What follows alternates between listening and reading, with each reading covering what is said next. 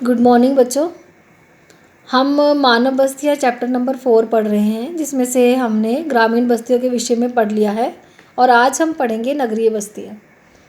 नगरीय बस्तियाँ क्या होती हैं? नगरीय बस्तियाँ वो बस्तियाँ होती हैं, वो आधुनिक बस्तियाँ होती हैं जहाँ पर कृषि के अलावा मनुष्य के लिए अन्य सेवाएं भी उपलब्ध होती हैं। इन बस्तियों में उद्योग, व्यापार और प्रशासनिक कार्य के आधार पर इन्हें स्थापित किया जाता है। इन बस्तियों में जनसंख्या अधिक पाई जाती है, घनी जनसंख्या होती है और ये बस्तियाँ घनी बसी हुई होती हैं। यहाँ पर उद्योग, व्यापार, परिवहन, अन्य प्रकार के बहुत सारे व्यवसाय होते हैं। यहाँ पर बाज़ार भी होते हैं, क्रय विक्रय के केंद्र भी होते हैं। साथ साथ नागरिकों के लिए अनेक प्रकार की सुविधाएं उपलब्ध होती हैं, जैसे स्कूल, डाकघर, बैंक, न्यायालय, बस सेवा, सड़कें, यातायात, अनेक प्रकार की सेवाएं जो नागरिकों को चाहिए होती हैं वो सब उपलब्ध होती हैं। नगरीय बस्तियाँ ग्रामीण बस्तियों से आकार में विशाल होती हैं। यहाँ पर अनेक प्रकार के अकृषि, आर्थिक और प्रशासनिक कार्य उपलब्ध होते हैं। ये यहाँ के लोग आर्थिक और प्रशासनिक कार्य, कई प्रकार के कार्य करते हैं। ये अपने चारों ओर के क्षेत्रों से प्रकार्यात्मक रूप से जुड़ी होती है।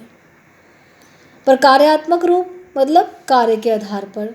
अगर कहीं कोई उद्योग लगाया गया है किसी नगर में, तो वो दूसरे देशों से, दूसरी जगहों से, दूसरे राज्यों से कच्चा माल उपलब्ध होता है। उसे वो कैसे जाता है? सड़क मार्ग और रेल मार्ग से दूसरी जगहों से जुड़ा हुआ होता है और वहाँ से अपनी ज़रूरतों की पूर्ति करता है और अपने तैयार माल को दूसरी जगहों पर भेजता है। इस तरह से वो प्रकार्यात्मक रूप से दूसरे क्षेत्रों से जुड़ा हुआ होता है। नगरीय और ग्रामीण बस्तियां भी आपस में प्रत्यक्ष और अप्रत्यक्ष रूप से जुड़ी हुई होती हैं। जैसे हम कह सकते हैं कि नगरों से जो तैयार माल है वो गांव तक भी जाता है और गांव में से कच्चा माल तैयार करने से पहले जो माल होता है उसे हम कच्चा माल कहते हैं। जैसे हम ये कह सकते हैं कि जैसे सूती वस्त्र उद्योग है, उसको लगाने के लिए जो कपास है वो कच्चा माल होता है। कपास हमें कहाँ से उपलब्ध होती है? वो गांव से, खेतों से हमें उपलब्ध होती है, कृषि से उपलब्ध होती है। तो शहर में जिस चीज़ का उद्योग लगाना है, सूती वस्त्र उद्योग लगाना है, उस उद्योग के लिए जो कच्चा माल है वो गांव से मिलता है। इस तरह से गांव से शहर आपस में जुड़े हुए होते हैं। गांव से शहरों में कच्चा माल लाया जाता है और जो गांव के लोग हैं वो शहरों से अपनी कई प्रकार की ज़रूरतें पूरी करते हैं। जैसे बहुत सारी सुविधाएं स्कूल की है, डाकघर की, बैंक, ये अनेक प्रकार की सुविधाओं के लिए वो गांव से शहर आते हैं। इस तरह से गांव और शहर आपस में जुड़े हुए होते हैं। भारत में नगरों के विकास में अगर हम बात करें तो ये इतिहास काल से चला आ रहा है, जिसमें से हमें पता है कि सिंधु घाटी की सभ्यता के विषय में हमने पढ़ा हुआ है। हम जानते हैं सिंधु घाटी की सभ्यता का जो युग था उसमें हड़प्पा और मोहनजोदड़ो जैसे नगर अस्तित्व में आए थे। उसके बाद धीरे धीरे इन नगरों का विकास होना शुरू हुआ। बाद में जब यूरोपियंस हमारे देश में व्यापार करने के लिए हमारे देश में आए तो उन्होंने आकर कई प्रकार के नगरों का विकास किया। अलग अलग युगों में अलग अलग प्रकार के नगरों का विकास हुआ है। तो उसी के आधार पर, विकास के आधार पर हमने नगरों को 3 भागों में विभाजित किया है, जैसे आपकी बुक के अनुसार भी बताया गया है। देखो, पहला नगर है प्राचीन नगर। जिस तरह से विकास हुआ है नगरों का, उसी के आधार पर हमने नगरों को 3 भागों में डिवाइड किया है: प्राचीन नगर, मध्यकालीन नगर, आधुनिक नगर। ये नगर जो है वर्षों के आधार पर डिवाइड किए गए हैं, जैसे जैसे इनका विकास हुआ। जो प्राचीन नगर है वो 2000 से अधिक वर्षों के ऐतिहासिक पृष्ठभूमि के अनेक नगर हैं। यहाँ पर धार्मिक और सांस्कृतिक केंद्रों के रूप में नगरों का विकास हुआ, जैसे वाराणसी है और प्रयागराज, पाटलिपुत्र, मदुरई। ये जो नगर है ये धार्मिक नगर है, ऐतिहासिक नगर है। इन नगरों के साथ कोई ना कोई धर्म और सांस्कृतिक केंद्र है।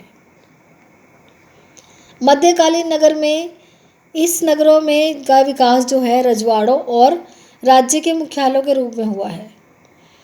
ये किला नगर होते हैं जिनका विकास प्राचीन नगरों के खंडरों के पर हुआ है। जैसे किले हैं, पहले वो किले थे, वहाँ पर अब नगरों का विकास हो गया है, वो एक नगर का रूप धारण कर लिया है। जैसे हैदराबाद, जयपुर है, लखनऊ है, आगरा है, ये अब राज्य के मुख्यालयों के रूप में भी हुआ है इनका विकास। और जो आधुनिक नगर हैं, जब अंग्रेज़ हमारे देश में आए, उन्होंने आकर यहाँ पर व्यापार करने के लिए आए, तो उन्होंने आकर यहाँ पर बहुत सारे नगरों का विकास किया। क्योंकि आप जानते ही हैं कि वो जल मार्ग से हमारे देश में आए थे। जो प्राचीन यूरोपियंस हमारे देश में बंदरगाहों के द्वारा अंदर आए थे, जल मार्ग से हमारे देश में उन्होंने प्रवेश किया था। और यहाँ पर आकर जब उन्होंने प्रवेश किया तो यहाँ आकर आस-पास तटों के पास उन्होंने नगरों का विकास किया और साथ साथ उनको औद्योगिक केंद्र बना दिया। वहाँ पर आकर उन्होंने उद्योग लगाए, उसी जगह पर उन्होंने वहीं से तैयार माल और कच्चा माल की सप्लाई उन्होंने अपने देशों में की। और वो आए तो यहाँ पर व्यापार करने थे, लेकिन यहाँ पर ही आकर बस गए और आकर यहाँ पर काफ़ी देर यहाँ पर उन्होंने उद्योग लगाए और कई तरह के नगरों का विकास किया।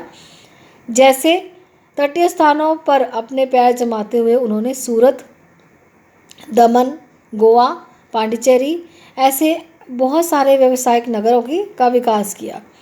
इसके बाद कुछ ऐसे नगर हैं जिन्हें बंदरगाह नगर कहते हैं।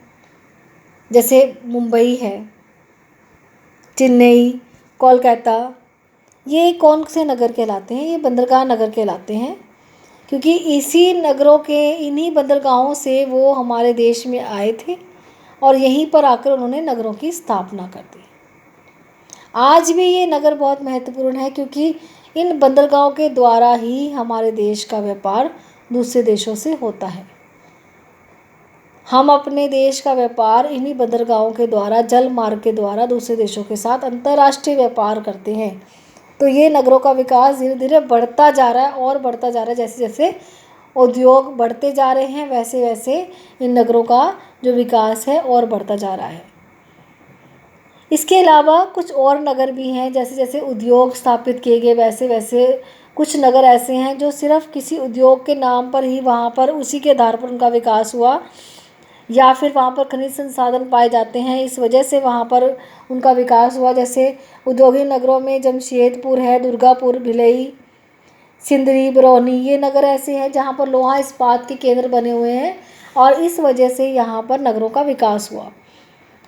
जमशेदपुर, दुर्गापुर, भिलई, ये सारे लोहा इस्पात के औद्योगिक केंद्र हैं। इसके अलावा और भी बहुत सारे नगर हैं जिनका विकास वहाँ पर उनकी महत्वपूर्ण चीज़ों की वजह से ही हुआ। जैसे कुछ नगर है खनिज पदार्थ नगर, रानीगंज और झरिया, भारत के अंदर ये नगर जो हैं इसी वजह से है। यहाँ पर कोयले और लोहे के खाने हैं, जिसकी वजह से यहाँ लोग खानों की खुदाई करने के लिए यहाँ बस्तियाँ बनाई गई थी पहले, धीरे धीरे ये नगर बन गए।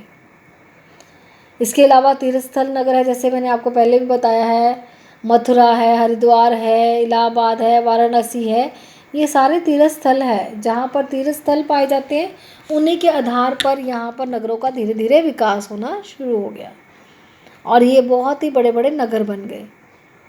शिक्षा के स्थान पर भी नगर बन जाते हैं। जैसे बहुत किसी प्रमुख शिक्षा या विश्वविद्यालय के केंद्र होते हैं, जैसे अलीगढ़ है, पटना है, लखनऊ है, ये वो वाली जगहें हैं जहाँ पर विश्वविद्यालय पाए जाते हैं, उनके केंद्र हैं।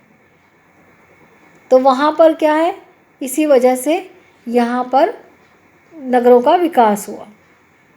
कुछ ऐसे नगर होते हैं जो एक महानगर होता है, बड़ा नगर होता है, उसके चारों तरफ और नगर स्थापित हो जाते हैं। जैसे दिल्ली है, दिल्ली महानगर, उसके आसपास गाज़ियाबाद, रोहतक, गुड़गांव, ये वाले नगर जो है उसी वजह से चारों तरफ दिल्ली के आसपास होने की वजह से ये भी नगरों का रूप धारण कर लिया है। इन्होंने भी इस तरह से इन नगरों का विकास हुआ। ये कार्य के आधार पर नगरों का विकास है। विकास के आधार पर नगरों का विकास प्राचीन, मध्यकालीन और आधुनिक नगर है। और इसके अलावा कार्य के आधार पर, जैसे मैंने तुम्हें बताया है, कि खनिज पदार्थों के आधार पर, औद्योगिक क्षेत्रों के आधार पर, तीर्थ स्थलों के आधार पर और व्यापारिक नगरों के आधार पर, शिक्षा के स्थान, इस तरह से बंदरगाह के स्थान है, इन नगरों का विकास हुआ है इनके कार्य के आधार पर। और साथ साथ कुछ ऐसे नगर भी हैं जो स्थान के आधार पर भी उनका विकास हुआ, जैसे मैदानी नगर है जो मैदानों में स्थित होते हैं, पहाड़ी नगर जो पर्वतों पे होते हैं, ये स्वास्थ्य केंद्रों के रूप में विकसित हुए, जैसे नैनीताल, मसूरी, शिमला, ये पहाड़ी नगर कहलाते हैं। पठारी नगर जो पठारों पर विकसित होते हैं, जैसे हैदराबाद है, बेंगलुरु है, पूना, ये क्या है, ये पठार पर बने, दक्षिण का पठार है हमारा, उसके ऊपर इन नगरों का विकास हुआ, ये पठारी नगर कहलाते हैं। पर्वतपाद नगर, वो नगर जो पर्वत व मैदानी भाग में मिलते हैं, जहाँ पर पर्वत खत्म होते हैं और मैदानी भाग शुरू होते हैं, उन्हें पाद नगर बोलते हैं। जैसे सहारनपुर भी है और इसके अलावा हल्द्वानी, ये पर्वतपाद नगर कहलाते हैं। झील तटीय नगर, वो नगर जो झीलों के तट पर होते हैं। और इसके अलावा मरुस्थल नगर, जहाँ पर मरुस्थल हो, बहुत ज़्यादा मरुस्थल पाए जाते हैं और मरुस्थल के वहाँ पर जहाँ पर जल के स्रोत मिल जाते हैं और उन जगहों पर नगर बस जाता है। नदी के तट पर नगर, इसे नदी तटीय नगर कहेंगे, जहाँ पर नदी का तट होता है उसके आसपास नगर बन जाते हैं, जैसे हरिद्वार है, गंगा नदी के तट पर हरिद्वार, वाराणसी, इलाहाबाद, पटना, ये इस तरह से बहुत सारे नगर ऐसे हैं जो नदी के तट पर पाए जाते हैं। नर्मदा नदी के तट पर जबलपुर, इस तरह से ये नदी तटीय नगर कहलाएंगे। और संगम नगर, जहाँ पर गंगा और यमुना का संगम हुआ, इलाहाबाद संगम नगर कहलाएगा। जहाँ पर वायु मार्ग के केंद्र हैं, वायु मार्गों के केंद्र, एयरपोर्ट बने हुए हैं, वहाँ पर भी बनेगा, उसे कहेंगे वायु मार्ग नगर। ऐसे ऐसे बहुत सारे स्थानों के आधार पर, स्थिति के आधार पर और कार्य के आधार पर नगर होते हैं। और कुछ ऐसे नगर होते हैं जो जनसंख्या के आधार पर भी होते हैं।